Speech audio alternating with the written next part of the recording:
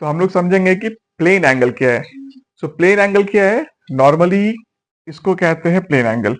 ये एक सर्कल है, सर्कल का ये एक देखो छोटा सा आर्क है, ये पार्ट, ये आर्क जो एंगल सबटेंड कर रहा है सेंटर पे, ये सेंटर है ओ, जो length of arc angle subtend कर रहा है सेंटर पे, ठीक है, इस एंगल को कहते हैं प्लेन एंगल। अगर देखो लॉजिकली तो ये क्या है, प्लेन एंगल रेशियो ऑफ ये length of the arc by to its radius, ठीक है। इसमें एस है length of the arc of circle, R equal to radius of circle. और नॉर्मली ये ऐसा दिखेगा, क्योंकि मैंने पूरा वो सर्कल बना दिया है समझने के लिए, लेकिन नॉर्मली जो प्लेन एंगल आता है आप एनसीईआरटी की बुक में भी देखोगे तो आपको ऐसा ही दिखेगा। इस पार्ट को सोचिए आपने काट करके निकाल दिया है तो ये ऐसा दिखेगा। अब क्वेश्चन यहाँ पे बहुत आता है टेक्निकल कि भाई यहाँ पे थीटा लिखा होना चाहिए, यहाँ डी थीटा क्यों लिखा है, डी थीटा डी एस क्यों लिखा है।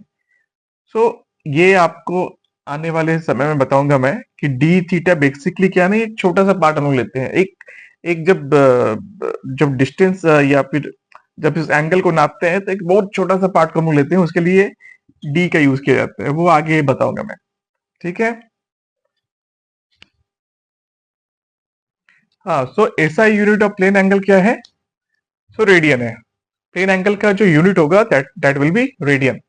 और ये हमेशा याद रखना है एक चीज कि जो सर्कल हम लोग बनाए थे उसमें टोटल जो सेंटर पे डिग्री कितना होता है, दैट दैट इज 360 डिग्री, और जो टोटल रेडियंस होगा वो 2 पाई रेडियन होगा, तो इसको याद रखना है, ठीक है।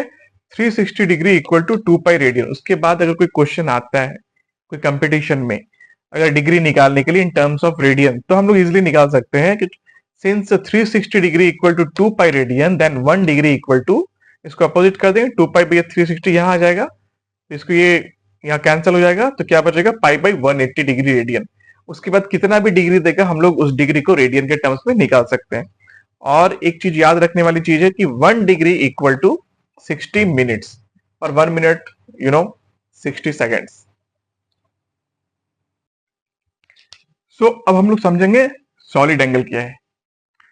सो सॉलिड एंगल क्या है, सबसे पहले इसका एसआई यूनिट होगा स्टेरेडियन।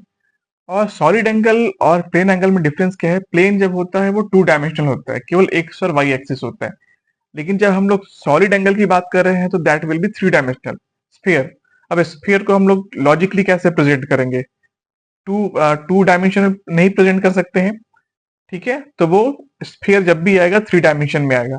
अब चूंकि इस बोर्ड पे मैं बना रहा हूं तो ये जो स्फीयर है वो एक सर्कल की तरह ही दिखेगा, लेकिन इसको हाँ इमेजिन करो कि ये एक स्फीयर है।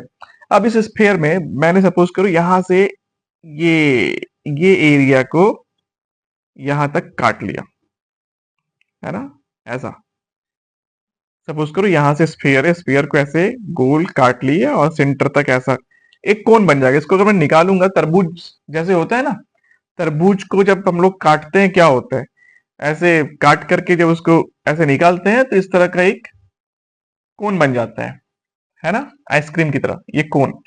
अब ये कोन, ये जो कोन है, कोन का ये पार्ट जो एंगल सबटेंड कर रहा है सेंटर पे, है ना, इसको कहेंगे हम लोग सॉलिड एंगल। और इसको कैसे रिप्रेजेंट करेंगे, ये डी ओमेगा करके, ठीक है, डी ओमेगा, ठीक है। तो ऐसा यूनिट हो गया स्टेरेडियन। और ये जो होगा रेशियो ऑफ ये एरिया, ये जो इंटरसेप्टेड एरिया है डिवाइडेड बाई आर स्क्वायर, ठीक है। प्लेन में क्या था, आर्क लेंथ कर रहा था, यहाँ पे एक एरिया कर रहा है, ये एरिया जो एंगल बना रहा है सेंटर पे इस स्फीयर में, उसको हम लोग कहेंगे सॉलिड एंगल।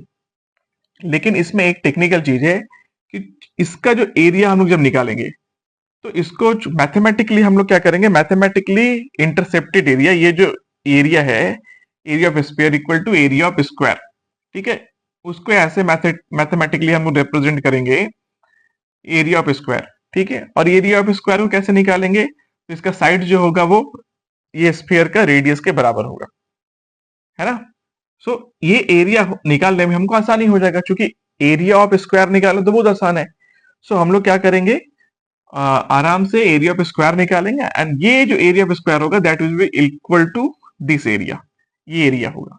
कैसे होगा, जो साइड्स को हम लोग क्या ले लेंगे, वो एक रेडियस, इस रेडियस जो है, ये रेडियस जो है इसके बराबर इसका साइड्स हो जाएगा। ठीक है। सो और फाइनल जो फॉर्मूला आएगा वो आएगा सॉलिड एंगल निकालने का D omega equal to D A intercepted area by R square.